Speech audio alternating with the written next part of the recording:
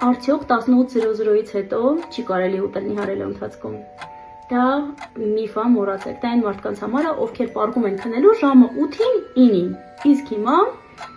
շատ քչերն են պարկում քնելու ժամը 8-ին, 9-ին, եկեք անկեղծ լինենք։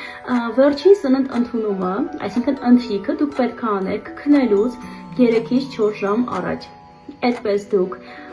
ճարպ չեք կուտակի, եթե իհարկե ճիշտ սնվեք, այսինքն լինի թեթև բանջարեղենային աղցան եւ սպիտակուց։ Եվ քնի որակը կլինի էֆեկտիվ, որովհետեւ եթե դուք ունենում եք անորակ քուն, ձեր նյութափոխանակությունն է վատանում, մարսողությունն է վատանում, սկսում է ճարպակալում, հոգնածություն, եւ երբ դուք պարկում եք քնելու արդեն լավ կերած վիճակում, ամբողջ քնի ընթացքում ձեր օրգանիզմը աշխատում է, դուք քնած եք լինում, բայց օրգանիզմը աշխատում է, դրա համար շատ շատերը արթնանում են արդեն իսկ հոգնած, սպառված։